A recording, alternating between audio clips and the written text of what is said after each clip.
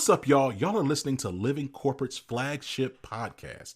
If you didn't know, Living Corporate helps organizations build employee engagement and market trust through data analytics and data transformation, our e-learning platform, and brand marketing storytelling. We're so excited for you to be here today. The conversation you're about to hear is going to connect the dots between employee experience and go-to-market effectiveness. If you're not ready, get ready. Here we go.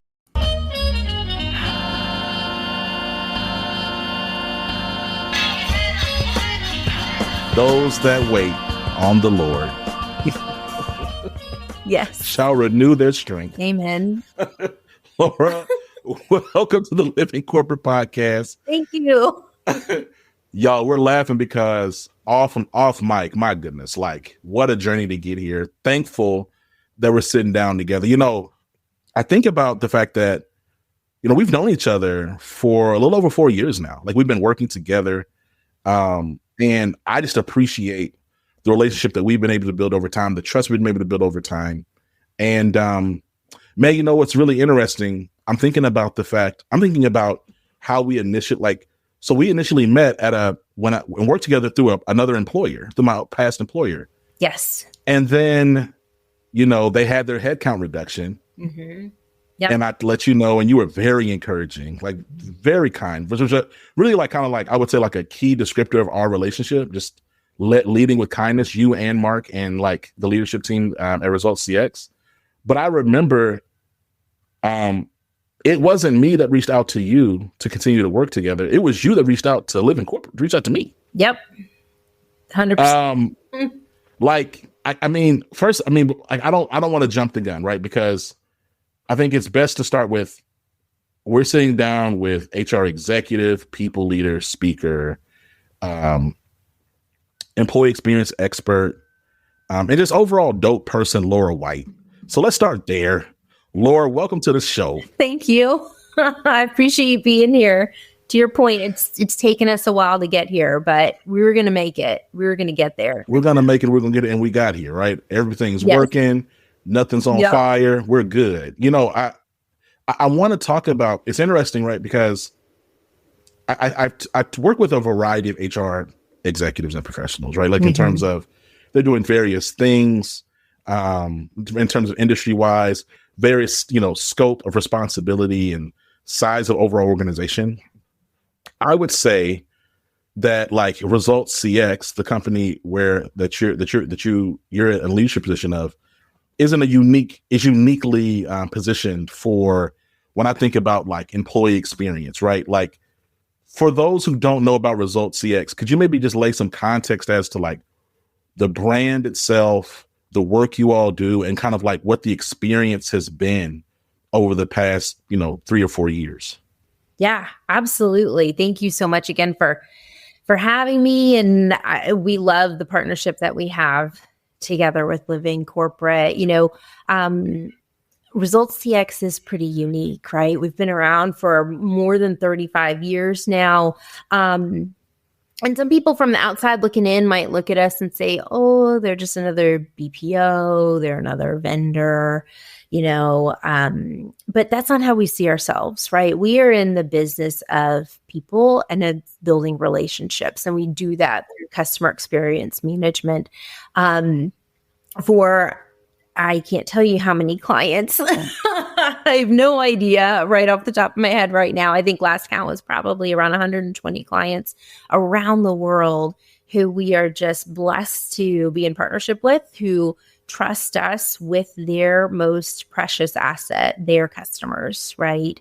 We get to partner together with them to not just, you know, handle those customer interactions, but really make it an unbelievable experience for them, help them understand their business maybe a little bit more, bring back to the table certain insights or ideas or whatever the case might be to help make their experience better for their customers. That's why people want to partner together with ResultsCX. You know, what I've also found dynamic about ResultsCX is that you're growing in a bunch of different ways, right? So like, obviously there's organic growth of just like recruiting, building new talent, but you've also been growing by acquisition, right? What are some of the biggest shifts you've seen in how your teams think about employee experience as this growth has continued to happen? Yeah, that's a great question. I mean, we definitely have had a fundamental shift in how we define and prioritize the employee experience, especially over the past 5 years in particular. It's not just about the benefits that we provide or what engagement scores we can measure. It's truly been about how we create a culture where people feel seen, they feel heard, they feel empowered, they feel like it's a place where they belong, where they can contribute and really make a difference. To your point, as ResultsCX continues to expand globally, whether it's through organic growth or if it's through integrating new teams through strategic acquisitions, we've really focused on embedding a people-first mindset across every level of the organization and as early as possible in the employee life cycle that we can. So for us, what that means is we've seen really heavy investment into employee well-being initiatives, how we can better foster inclusion across the organization, how we make sure that our values are not just words on the wall or on a piece of paper, but really truly lived experiences, things that we reward and recognize for the behaviors that our employees are demonstrating. So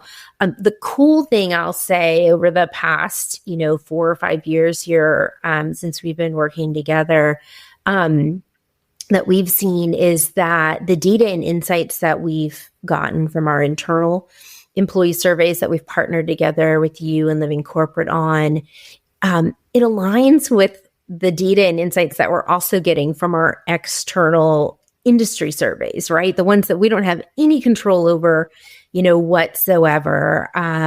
Like with Great Place to Work, we've earned certifications for 7 of our countries, throughout the world, which is really just a testament to the evolution that we've gone through, the commitment to our people that we're investing in each and every day, and truly the investment into just the employee experience overall. To your point about partnership, we've been in partnership for several years, and primarily where I've gotten continuously excited about is our ability to deliver data-driven storytelling around results-based workplace culture, especially to your point as with the strategic mergers and acquisitions. What drew you to partner with Living Corporate originally, and then I think more important than that is what also has kept this valuable over time? Yeah. I'll tell you what drew us to Living Corporate, to you and your team, is really what you just pinpointed, that unique ability that you have to take this these data analytics and really align it to more so authentic storytelling, right? We need the data and information. It tells us a story, but we also need to be able to paint the picture, right? To understand, what it looks like. So when we were looking for someone to partner with, it truly was that, a partner. We did not want another vendor. We wanted someone who could help us understand the experiences of our employees, especially with us being a global company, with us representing so many different clients around the world too. There's so many variations in here. We wanted someone who had that expertise in storytelling so that we could better understand the current state, but then also behind it, what do we need to do, right, to help improve and make things better? And I think that's really what's been valuable and what's kept us as good partners with each other, is that continued learning and evolution for both of our companies, right? 100%. Yeah, I mean, you guys are always bringing to the table insights to us, not just about our own company, but about the industry, about the countries where we're located. That we've got both the macro and the micro perspective that you bring to us, especially when we're starting to look through insights, being able to see it from different lenses and different perspective. I'll also say, with employee surveys, and you guys are aligned with us completely in regards to just the approach and the intent and purpose of them. It's not about collecting data. It's not about checking the box to say, okay, we did it, right? It's really about being able to understand the voices of our employees, to listen and learn from them, to understand then, well, what action can we take? I'd love to say that we can respond to the voice of every employee and give them exactly what they want, but we can't, right? We're not perfect. But through this partnership, we've been able to really understand what's the low-hanging fruit that we can go get real quick. What are some of the bigger rocks that we may need to put a little bit more strategy or investment behind? And potentially, what are the areas maybe where we're not going to be able to do something, and here are the reasons why, right? Like being open and transparent with our employees. It's definitely shifted us from just a place of awareness to accountability, right? We've employed an entire process after the survey itself and the data and insights and analytics that you guys provide to us, to a whole cycle of accountability, just to make sure we're doing what we said we were going to do, right? And following up with our employees so that they can truly be open with us, right? And trust us with their feedback. Because the moment that they can't trust us with our feedback is where it goes south. 100%. It's something I want to say as it pertains to when I think about our partnership. It's been effective in that, one, like, you're absolutely right. Like, I recall that initial conversation we had, you were like, hey, like, we would like to continue forward. Like, what does that look like? And I think it's because even from the very beginning, when you met me at that employer, like, that was the tone we set in working together, right? It's not a, hey, here's a round peg, fill in the square hole, good luck, talk to us in 3 months, we'll check in. I think my bias probably I come from consulting.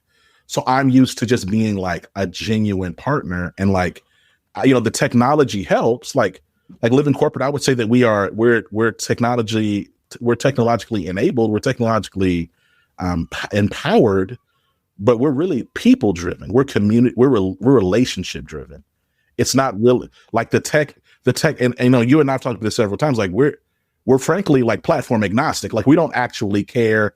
You could pull your data from anything. Like, we use a variety of different tools. Of course, we have things that are proprietary, but the point still remains, we're not really trying to sell you on an app or sell you on a widget. We're trying to sell you on the value that we can deliver to you. And that value comes from how we approach the work, not necessarily, like some type of SaaS tool. So, it's interesting when you talk about insights, right? And so, like, the work that and really telling the story behind the numbers, right? Like, because you're right. Like, there's one thing that's just give you information. If I sit back and I give you a table full of numbers and I say, well, row 1 says 1783. It's like, okay, it's right. Good information. and there's another thing to say. Hey, this number represents this person or this group, and this is the experience they're having when we overlay that with this, right? It's giving that degree of it's giving that dimensionality that for us, like, we get excited about. And like, when I think about ResultsCX, like, because there's the international nature of it all. So being able to understand the cultural experience, not for just enterprise wide, but like really be able to zoom in and talk about what's happening in the Philippines, or talk about what's happening in North America, or talk about what's happening in insert country here, that like, and then to then say, okay, so here's what's happening in these various geos, but now let's talk about what are the through lines across. So now we can have an enterprise. But I believe for us, what has helped us continue to build and our trust with ResultsCX is we're not just giving you one, solid one view. We're gonna be able to show you nuance and double and triple clicking the places where you feel you're interested or where you feel like you might want to go further. And I've seen that be really powerful, like year over year as we continue to work together. Yeah, absolutely. And I'll tell you, to your point, we, with the solutions that you have provided to us, right, these beautiful dashboards, these amazing insights and reports, it gives us that, like, we're not just going right from the starting block. Like, we're already on turn 2, at least in this, 400 meter dash or whatever. And so it's so valuable to our leaders, whether it's our country leaders or our department leaders, because we can slice and dice the information so many different ways to be able to understand specifics while still protecting confidentiality and anonymity, so that, again, people feel safe to be open with us, to tell us when things are really good or when they're maybe not as good. And we really have some areas, to focus on. Well, one thing you brought up, I remember when we started working together, and it continues to be a value, like part of our value proposition is ResultsCX is passionate about maintaining anonymity in terms of, y'all don't want to see what any individual person is saying on a survey. You want them, to your point earlier about from a trust equity perspective, you don't want to threaten that. So what does it mean to then gather that information, but then work with a third party who is going to be handling the information at the same time, being respectful to all types of PII, and then still giving you information back that does not expose or uncover any one employee perspective. And so it's interesting because we've worked with a bunch of different clients. I want to say ResultsCX is probably the first one to frame it like, hey, working with you as a third party helps to maintain the commitment we had to our employees, while at the same time still empowering us with the insights to actually serve our employees the best we can. And I want to shout you out, shout Mark out, because I think that's something really special. I think so many other organizations, just for a bunch of reasons, would not take the effort or time to do that. Yeah.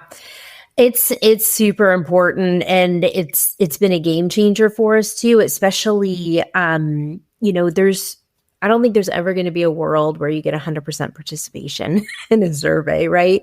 But we want to get as much participation as possible, because that's just going to give us that, to your point, both the broader insights, but then also those specific areas and trends that we can zero in on.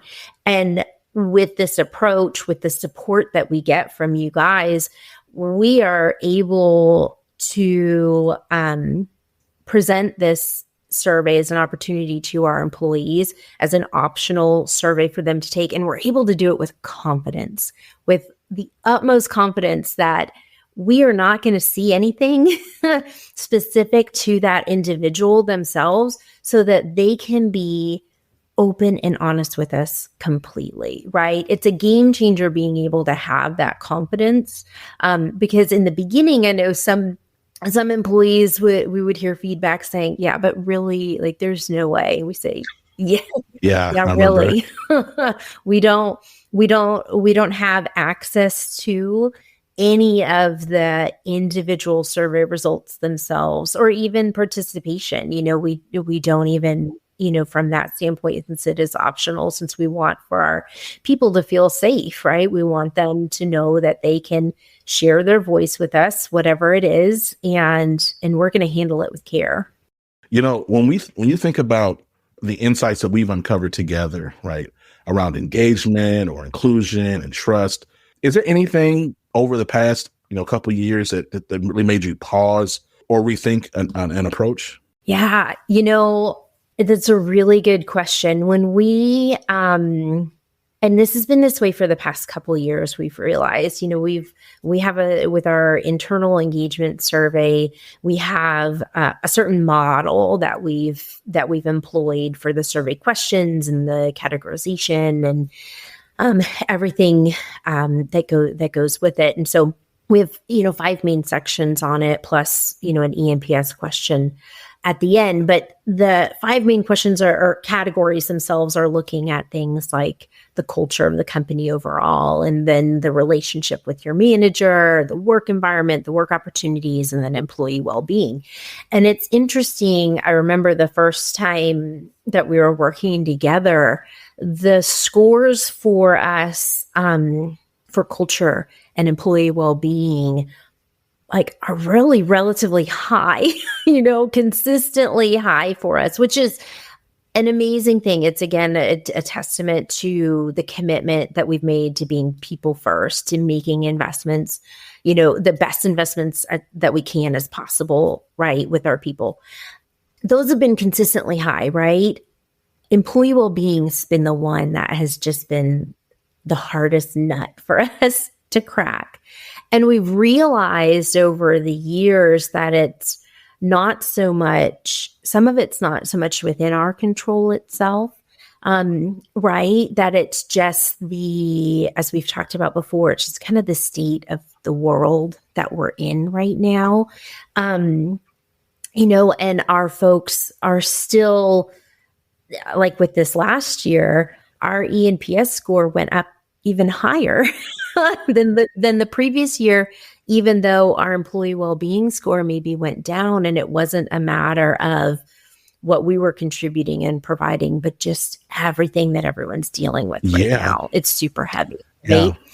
So we have really paused on that, our employee well-being, to better understand the different facets of that, knowing that we can't control everything, but trying to understand what can we control, So a couple of years ago, especially during the pandemic, a lot of the focus was on food scarcity, right? And understanding, especially in some of our countries where we had truly moved to a remote or a hybrid model, and understanding that for some of our people, when they were in sites, like the fun potluck dinners that dinners and lunches and days that we would have, or the, fun, Taco Tuesday or whatever, for some people that may have been, what their meal would have been,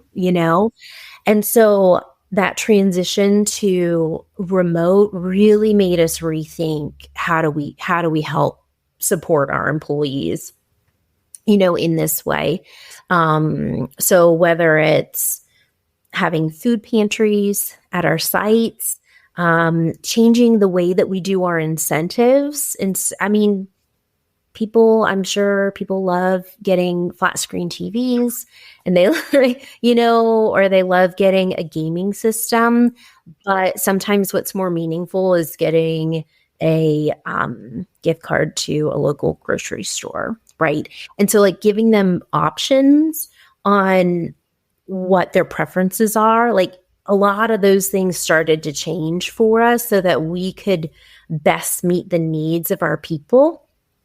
And our people are as just diverse as the customers that we interact with. And so having that variety and solutions for our employees has really, really been helpful. The other area where we paused more recently, and this was an interesting finding both with Living Corporate and then also with our Great Place to Work survey, even though our numbers, or at least the survey results that came back, say that our employees have a really good relationship with their direct manager.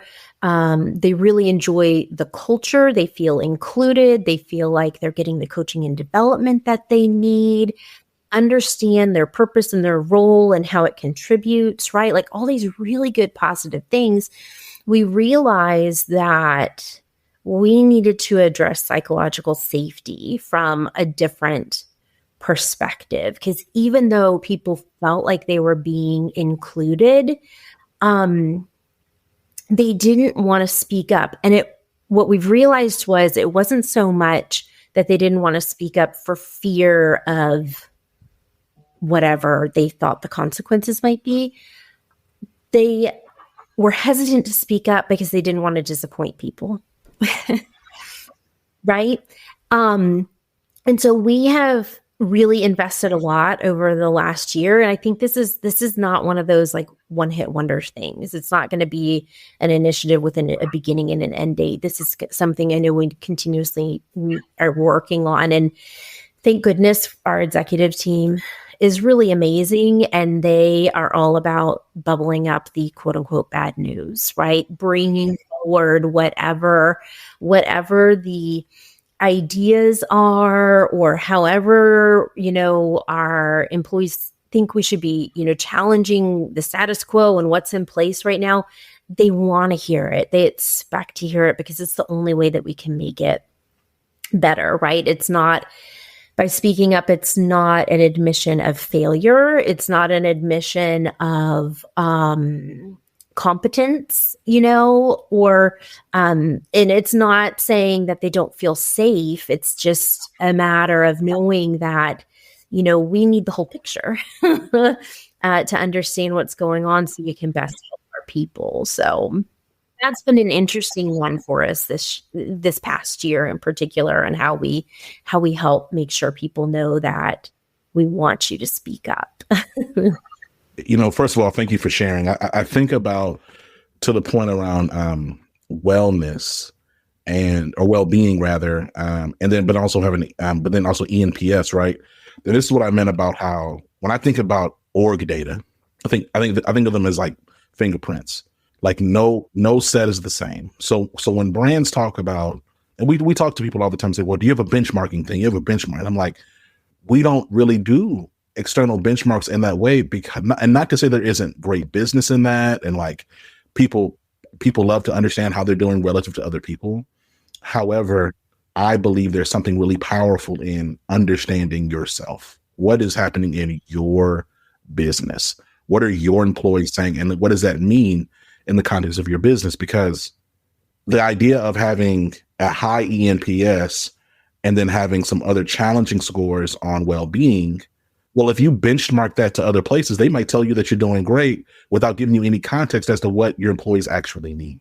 I recall, right, not to share ResultsCX business, but we've had other situations, right, where you talk about, to your point around food scarcity, and like what power it is to be able to overlay the zip codes of the people talking about food scarcity with potential food deserts in America. And then what does that look like to then create, to your point, programs that meet the need of your employees? And I believe that's stepping beyond just quote unquote checking the box. And it requires two parties in that, though. It requires an insights partner to help you really tell you what this data means. That also requires an accountable executive leadership team to do something with that data, right? It's one thing if we came to you and said, hey, listen, as we look at food deserts and we look at this, we're seeing that there seems to be a bit of a correlation here. And y'all just went, thanks. And then you paid us. And then that was it. Well, like you're still like your employees still have the experience that they have. And so I think there's just something really thoughtful and powerful about, okay, what are things that we can mobilize and solve for? And I say this as we're recording this as people's SNAP benefits are lapsing, right? And so like, I what excites me when I say that it encourages me and excites me about ResultsCX is a lot of things that I'm hoping that corporations do in this season. ResultsCX has already been practicing, right?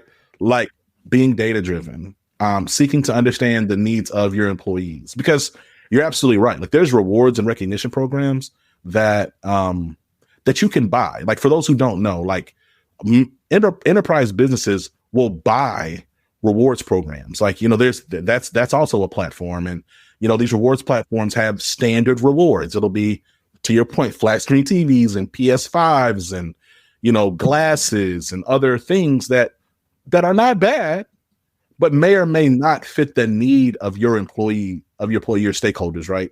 Like, and the thing is like, okay, we're paying, like, I think there's something also about just what does it really mean to be like community engaged? Because once there's one point of view that says, well, we're paying you, what else do you want? there's another point of view to say, hey, okay, we recognize it's a competitive wage. We're in this area. What are the needs of this area, and what can we do within our realm of capability, working with local governments and everything to make sure that we're all staying compliant and legal? But are we doing what we can do so that we're supporting our employees? And I think there's something also to be said about when you invest back into your employees, like it's good business. Like Laura, you tell me if I'm wrong. Like the programs that you've rolled out with the food pantry and then the different types of rewards for different types of employee engagement events, that's had a positive return on your employee experience and retention, no? Oh, absolutely. Absolutely. We've seen, I've been with the company for over 18 years now and right, long time. And, since we've made this shift and this commitment since, 2020, in how we're looking at our employee experience and how we're investing in it, we have seen a huge shift in our internal metrics when we think of things like retention or attrition, depending upon which perspective you're looking at, or absenteeism, show rate, things like that. We've only seen positive improvements in those areas across the board. And there's many things that are going on, right? There's not ever any one thing, but the sustainability of what we've seen and the continued improvement in those areas is definitely attributed back to how well we at least we're trying to take care of our people. I think a couple of things I want to say as I've been thinking about the conversation, how we've been going. It's like, Living Corporate, Insights Partner, working with ResultsCX. Can we just talk like really quickly about like the process by which like we handle and give you your insights back? Like, yeah. So and you correct me if I'm wrong. Like I'm gonna try to describe it and you fill in the gaps for me. Right. So, okay. So historically you have provided your data, right? That being that your HRIS data, your sentiment data, whatever data that ResultsCX deems appropriate for the scope of the work that we've signed on to, you provide that to us in our SOC 2 compliant, HIPAA compliant portal. We then cleanse and organize that data, and then we present it back to you for feedback and alignment if we have any questions, because it's a bunch of different roles and columns and things. Yes? Yes. Yep. Then following that, we then go back and then we work that data. We build out various visualizations, and then we come back to you with our first pass of like, hey, here's like the 3 or 4 different views that we have, and we ask for your feedback over time. Yep. Absolutely. Well, then we massage that and we continue to work it, because you may have points of feedback, or you might share it with other leaderships, other senior leadership. They may say, actually, can we get this? Can we get that? We then come back to you, and it's iterative, but that process itself, Laura, like, keep me honest, we're not talking about a multi-month process. No. Oh, not at all. No, it's iterative and it's quick for sure, which is a blessing, right? Because it's kind of like, think back to when we were all in school and we took a test. Like, we want to know how to do on the test as soon as possible. Yeah. It's the same thing, right? With a survey, our leaders want to know, what are the people that I'm responsible for within my department or within my country or within my site location. What did they say? Right? Because I want to be able to respond quickly. I want to be able to understand what they've said.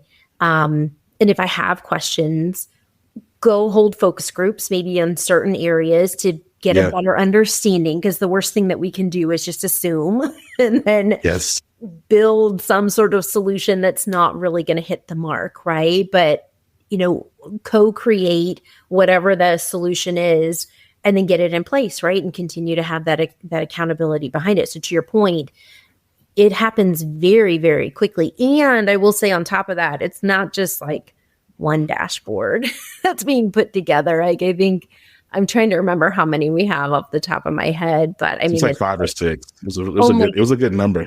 It's more than that. I think it's like 15. I was trying to be no, you're right. We're because, well, no, you're absolutely right. I think Results CX is unique in that, well, it grew over time because of custom request, right? Absolutely.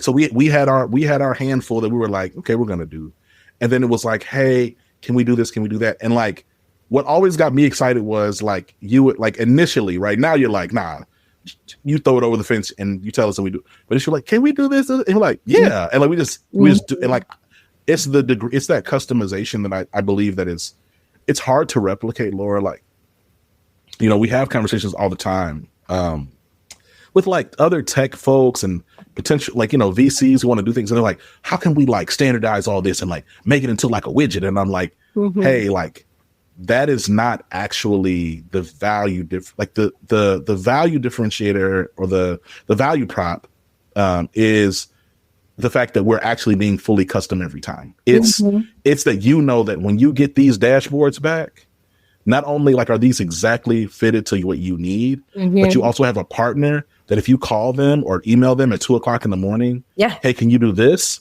Then like we can then jump on that and like also make those tweaks. And I believe like in this world of AI and like, and look, we leverage AI. We have our own AI engine that helps to understand qualitative data and unformatted text data sets. But I think also there's a risk of undervaluing or underappreciating the power of like actual people work in the data. You know what I mean? Absolutely.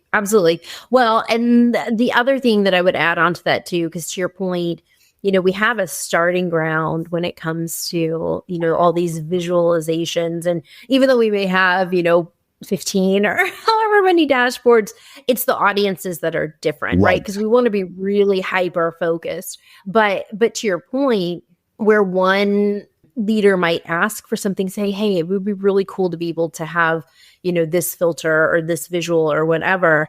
Oh, we apply it to all. And I say we, but you guys apply it to all so that everyone can benefit from that. And they do. Yeah, absolutely. And then I will say equally within that iterative cycle of the visualizations themselves, you guys are also working on a very specific, very detailed executive report for us too.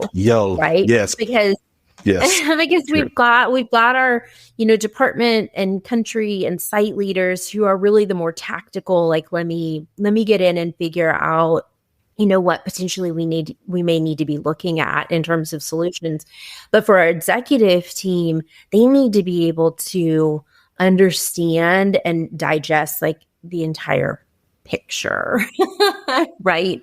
This is why we're great partners. You threw that alley-oop off the glass, because I was going to just bring up, like, in parallel to these dashboards, we're also building out like, like these executive reports, which are, and I think so often, like we think about again, I'm coming from consulting. So I recognize that like the 50-page super graphic, like PDF, your CFO is not reading that. Right. Your CHR Mark is not reading, like people like it, and not out of like malice or ego. It's just, we just do not have the capacity or time to engage on all of this. And so like for us, you're absolutely right. Like we have various reporting that we create in parallel to these dashboards. We have things for the site leaders. We have things for line leaders as the data would demand it.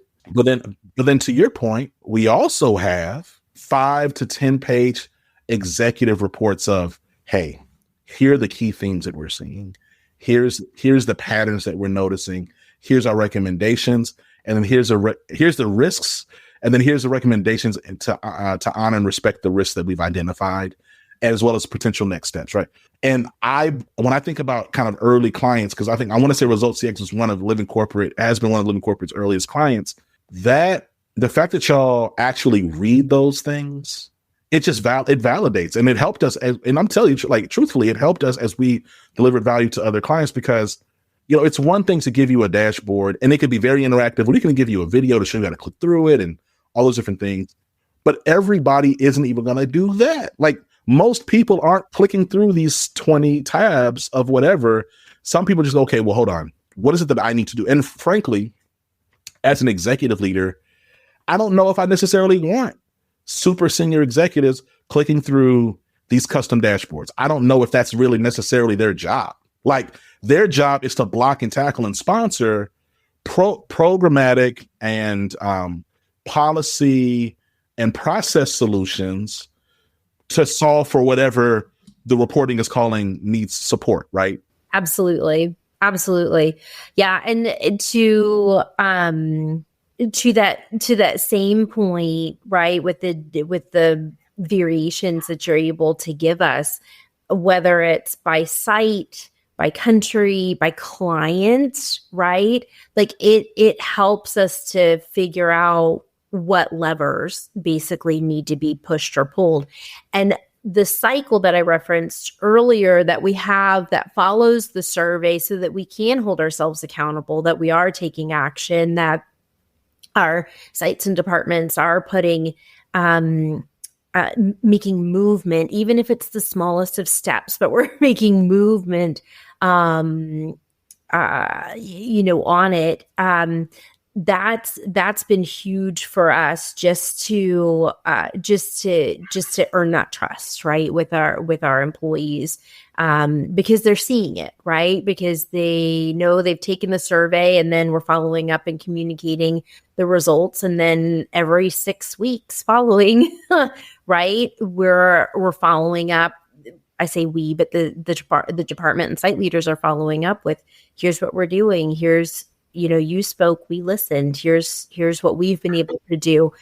And it's not to be, fully open here. It's not to say, rah, rah, look at what we've done, but it's more so to instill in that trust and that inclusive environment to say, hey, keep sharing your voice with us, because when you do, then we're able to take it into consideration. We're able to understand it better. We're able to, work together to figure out whatever can make it better, so that's more of the sentiment that we try to go after when we do our, you spoke, we listened. It's not to pat ourselves on the back, but more so to give our agents and our employees a high five and say, keep telling us what's on your heart, what's on your minds. I think it's awesome. And it's like I said, it's excellent change management, because you're right. Like the continuous communication, it's not about being self-congratulatory. It's about keeping lines of communication open so that folks don't have a question mark as to what's going on. Right. Even sometimes I've been in different change, I think I think about my change management experience. I think about there's times when, the rolling communications, sometimes the rolling communications is coming up and you realize that enough things haven't happened. So it's like accountability for you. Yeah. To keep going, because that that people are expecting updates from you. Absolutely. In terms of what's happening. Yep. 100%. There's so much here, like in some of the questions I had prepared, Laura, about like navigating this workforce of the future, connecting data with strategy. Like we've been kind of talking about that this entire time. I think I have a two-pronged question, and then we'll let you go, right? And I'm pausing like this. I'm trying to think. I'm going to ask it. I'm going to ask the question. I'm just trying to think of how I want to frame it. So, okay. So we're in this landscape right now, right? Where human resources, and just at first I was going to say DEI. Then I just said human resources. But what I really mean is like people-oriented stuff is getting increasingly devalued. What I find encouraging, obviously, for living corporate, but then I think also just for businesses, despite that, and also businesses are spending less on, they're just spending less. Like they're nearshoring, they're offshoring, they're whatever. They're some of them using AI, but not in the degree that it's kind of being publicized. It's more a lot of offshoring and nearshoring. But despite that, like ResultsCX still decided in this climate to re-engage living corporate another year. So my first question is, why did you decide that? At ResultsCX, employee experience isn't again, it's not just a checkbox thing. It's table stakes, right? Like you have to have it, but it's a business driver, plain and simple, right? We know that when our people are engaged, when they're empowered, it's going to make it a better experience for them, but our clients and our customers feel it too, right? One of our senior executives has a mantra where we all hear it, and it's just spread throughout the company. When we take care of our people, they'll take care of our customers. Everything else will take care of itself. And there's absolute truth in that. And we've seen, I know earlier we talked about it, but we've seen those direct correlations between improvements in employee engagement and experience with customer satisfaction, retention, growth, you name it. And so it's one of those things that if a company is not investing, this is Laura White's opinion, but if a company is not investing in employee experience management, you're leaving value on the table. Culture, it's not a soft metric. It is a strategic asset. I know at the beginning of the call, you said, tell us a little bit about ResultsCX. And one of the first things I said is we are in the business of people and of building relationships, right? And so in order to do that and do it well, we've got to take care of our people. We've got to listen to them deeply. We have to act intentionally. We have to stay accountable. By doing that, we don't just build a better business, but we're building the culture that we expect. And you and I both know this. I think everyone listening probably knows this too. Your company is going to have a culture, whether you define it or not. And so, at ResultsCX, we are very purposeful about our identity and our culture, about creating an environment of inclusion and belonging, of value, of dignity and respect for all of our employees. That's the expectation. So we put the investments in place to the best of our ability with what we have.